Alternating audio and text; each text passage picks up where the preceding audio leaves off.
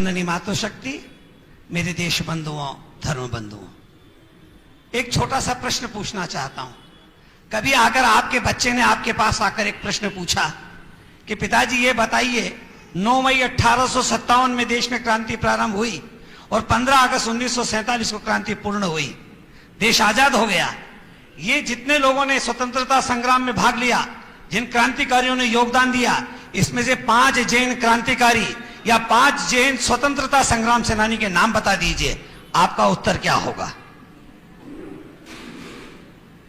दूसरी बात, चोईस तीर्थंकर ये वैश्य थे कि क्षत्रिय थे? जोर से बोलो। क्षत्रिय थे। एक और बात, ये जो जैन शब्द है, संज्ञा है, ये जातिवाचक है कि गुणवाचक है? गुणवाचक है। 3 बात समझ में आ गई तो आगे की बात करता हूं।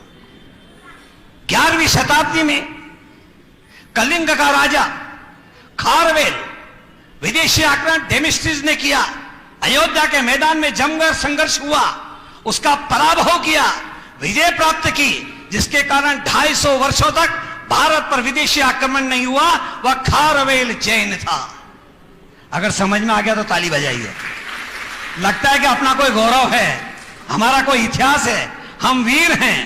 मेरा एक प्रश्न है, अगर 24 तीर्थंकर क्षत्रिय थे, हम उनके वंशज हैं, हम बनिए कब बन गए? इसका भी विचार करना चाहिए। हम वीरों की संतान हैं, हम क्षत्रिय हैं, हमारा धर्म है, वैश्य हमारा कर्म है। इस स्वाभिमान को धारण करना चाहिए। इसलिए निवेदन करना चाहता हूं, जिसने सारे भारत का एकीकरण किया वह चंद्रगुप्त मौर्य, जिसका राज्याभिषेक जैन पद्धति से हुआ, श्रवण बेलगोला में मुनि दीक्षा लेकर जीवन पूर्ण किया, वह खारवेल चंद्रगुप्त जैन था। उड़ीसा का राजा महामेघवान वह जैन था। दक्षिण भारत का परम प्रतापी चामुंडराय वह जैन था। उनका सेनानायक गंगराज वह जैन था। दंडनायक गंगराज नायक वह जैन था। गुजरात के राजा कुमारपाल वह जैन थे। उनके 2 सेनापति वस्तुपाल और तेजपाल, जिन्होंने जीवन में 63 बार युद्ध किया, वह जैन थे। मेरे मित्रों, वीरों का अपना इतिहास है, जैनियों का अपना इतिहास है। हमने कलम से इस देश की सेवा की है और तलवार की नोक पर इस देश का इतिहास रचा है हमने। हमारा वीरोचित इतिहास है। जिस समय बहराइच पर आक्रमण हुआ, वहां के राजा सुहलदेव राय थे। उन्होंने सभा बुलाई, पूछा कि युद्ध आक्रमण हुआ है, क्या करना चाहिए? सभा में 2 भाग हो गए। एक ने कहा आक्रमण युद्ध करना चाहिए, दूसरे ने कहा नहीं करना चाहिए। क्यों? युद्ध क्यों नहीं करना चाहिए? युद्ध इसलिए नहीं करना चाहिए, युद्ध में बहुत बड़ी जनहानि होगी, लोग मारे जाएंगे, रक्त बहेगा। और यवन लोग आगे गाय को रखते हैं, जब हम शस्त्र उठाते तो गाय मारी जाती है, इसलिए युद्ध नहीं करना चाहिए। प्रश्न आकर खड़ा हुआ, अगर युद्ध नहीं किया गया तो निर्दयी जनता मारी जाएगी, अबोल जीव काटे जाएंगे, महिलाओं की इज्जत लूटी जाएगी, मंदिर टूटेंगे। ये बताइए, युद्ध की हिंसा की तुलना में ये हिंसा छोटी होगी कि बड़ी होगी? मतलब बड़ी होगी। इसलिए युद्ध होना चाहिए। इस समस्या का हल क्या होगा? रक्षा परिषद की बैठक बुलाई। उन्होंने कहा महाराज, हमने ऐसे बाणों का निर्माण किया है जो धनुष पे चढ़ेंगे और जब उसको खींचेंगे, धनुष जब जाएगा, शत्रु की गर्दन भी अलग होगी और जैसे वो टकराएगा उसमें से एक बम विस्फोट होगा, इतनी जोर से ध्वनि होगी, गाय उसके कारण भाग जाएगी, शत्रु हमारे सामने होगा। इस पद्धति का पालन किया गया। सुहलदेव राय के नेतृत्व में जमकर युद्ध हुआ, मारकर भगाया। 150 वर्षों तक इस देश पर विदेशी आक्रमण नहीं हुआ। वह सुहलदेव राय जैन था। चलिए हम इतिहास के पृष्ठों में चलते हैं। राणा प्रताप का नाम हम सबने सुना है। राणा प्रताप के पिताजी उदय सिंह जी, जब बनवीर ने उनके बड़े भाई विक्रमादित्य की हत्या कर दी, वह उदय सिंह की हत्या करना चाहते थे। आप सबको मालूम है, पन्नाधाय ने अपने बच्चे के वस्त्र पहनाकर उन्हें उदय सिंह जी को बचाया और उदय सिंह जी के वस्त्र पहनाकर उस चंदन को लिटा दिया। जब बनवीर आया, उसने पूछा उदय सिंह कहां है? इशारा किया। ऐसी दुनिया में मां नहीं, दुनिया का ऐसा इतिहास नहीं, अपने पुत्र का बलिदान इस राष्ट्र के लिए करती है। पन्नाधाय के बच्चे का चंदन का बलिदान हो गया। पन्नाधाय उन्हें लेकर निकली, प्रतापगढ़ आई। प्रतापगढ़ के सामंत को कहा, आप इन्हें रखें, ये मेवाड़ के भावी महाराणा है, मैं आपके हाथ जोड़ता हूं, अभी रात को चली जाएं। ये हम इतना जोखिम नहीं उठा सकते, वहां से निकलकर वह डूंगरपुर पहुंची। डूंगरपुर के वहां के सामंत को कहा, आप चित्तौड़ के रिश्तेदार हैं, या आपके रिश्तेदार हैं, ये मेवाड़ के भावी महाराणा है, इनका नाम उदय सिंह है, इनको आप संरक्षण दें, मैं आपके हाथ जोड़ता हूं, अभी रात में ही आप यहां से चली जाएं। उनको लेकर सुदूर किला कुंभलगढ़ पहुंची, क्योंकि दो सामंतों को पता लग गया था कि उदय सिंह जीवित है, बात फूट सकती है, इसलिए कुंभलगढ़ पहुंची। कुंभलगढ़ के किलेदार थे आशा शाह देवपुरा जैन। वहां पहुंचे, उन्होंने सम्मान किया, रुकने की व्यवस्था की। प्रातःकाल जब उनका परिचय कराया तो पन्नाधाय को उन्होंने कहा, आओ अगर चली जाए तो ज्यादा अच्छा रहेगा, हम बनवीर से युद्ध नहीं कर सकते। उनकी मां घर से बाहर निकली और आकर दरबार में आकर खड़ी होकर कहती, हे आशा शाह, कैसे जैन क्षत्रिय हो तुम, तुम्हें शर्म नहीं आती? आए हुए आश्रय के व्यक्ति के लिए तुम उन्हें यहां से विदा कर रहे हो? हम वो क्षत्रिय हैं, आश्रय में आए हुए व्यक्ति के लिए अपने प्राणों को न्यौछावर कर सकते हैं, पर आश्रय पे आने वाले व्यक्ति का हम बाल बांका नहीं होने देंगे। आज तो राष्ट्र धर्म का कर्ज चुकाने का अवसर आया है। अरे इनके पिता के कारण तुम किलेदार बने हो।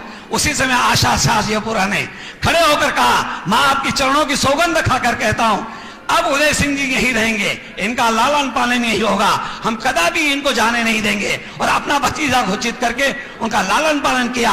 वही उदय सिंह जी की 20 रानियां थी, 25 पुत्र थे, 20 पुत्रियां थी। उनके सबसे बड़े बेटे का नाम महाराणा प्रताप था। महाराणा प्रताप के जीवन का प्रसंग केवल एक सुनाना चाहता हूं। 15 जून, ओम ओम शांति, हाँ शांति से सुनिए। हाँ 18 जून 1576 हल्दी घाटी के मैदान में अकबर की सेना लड़ने आई।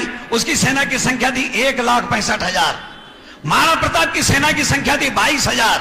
22,000 सेना में 14,000 भील थे, 500 ब्राह्मण थे गोपीनाथ जगन्नाथ राजपुरोहित के नेतृत्व में, 1,000 जैन क्षत्रिय थे।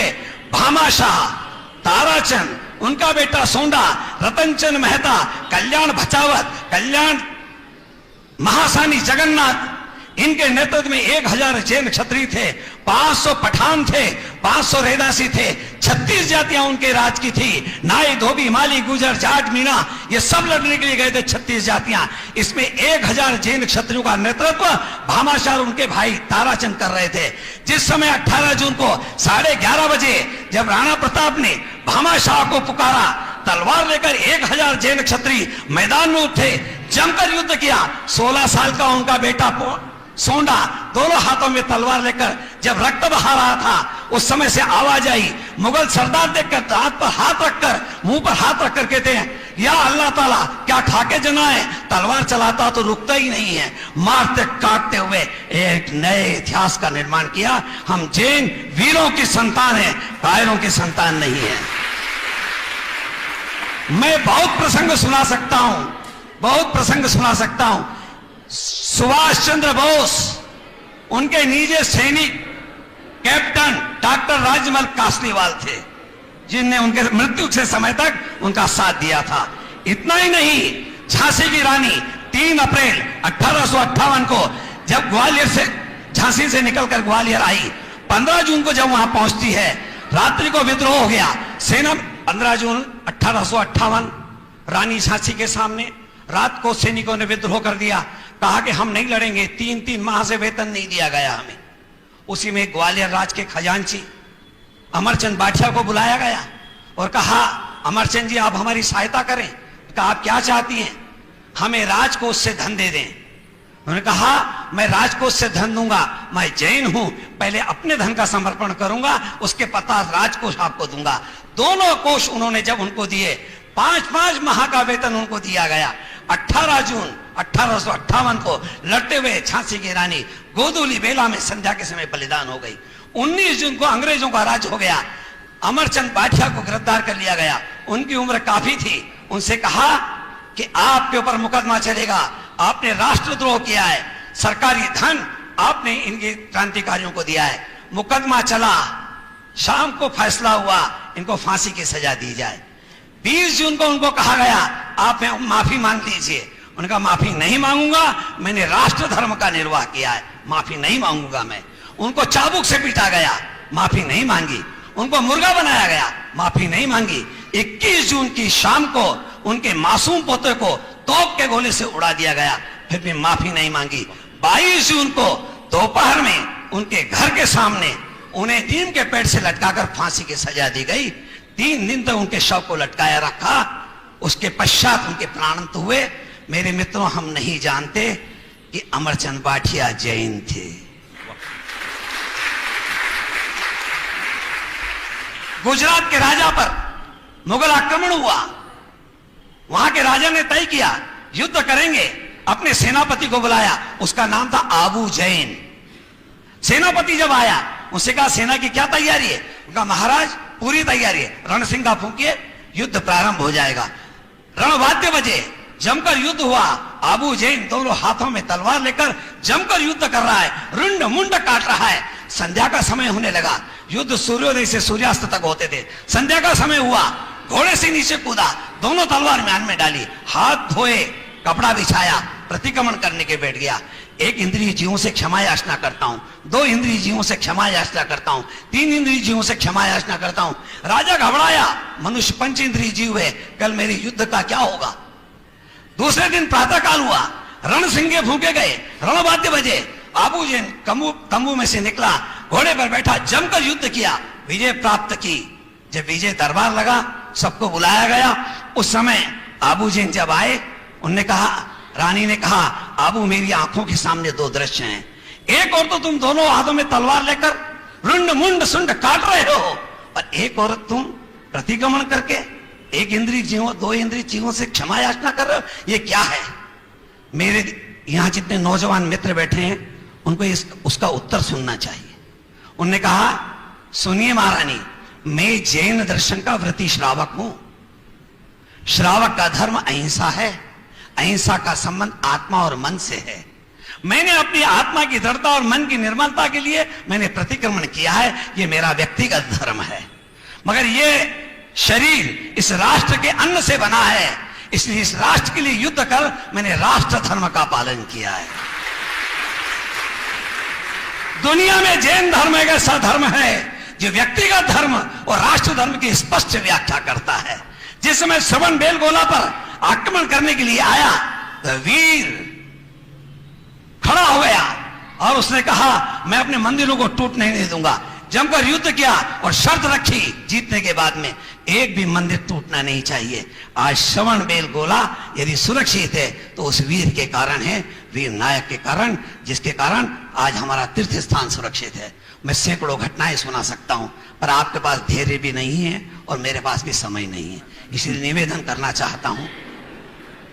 भारत की सेना में जो सर्वोच्च पद से सेवानिवृत्त हुए हैं, उनका नाम है हरिप्रसाद जगत प्रसाद जैन, जो सेना के सर्वोच्च पद से सेवानिवृत्त हुए हैं।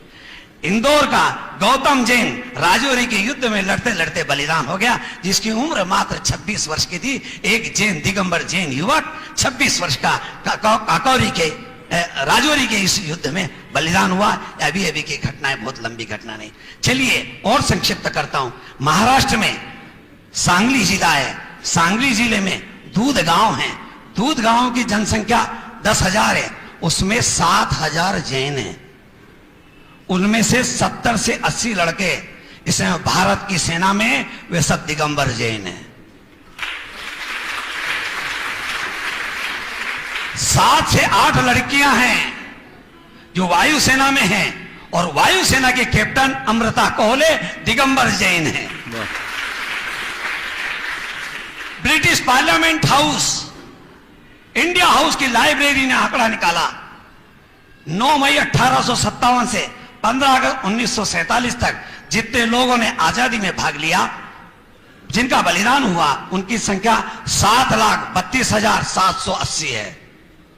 अब ये अंग्रेजों का आंकड़ा है, अपना आंकड़ा है 3 करोड़ लोगों ने बलिदान किया इन 90 वर्षों के अंदर।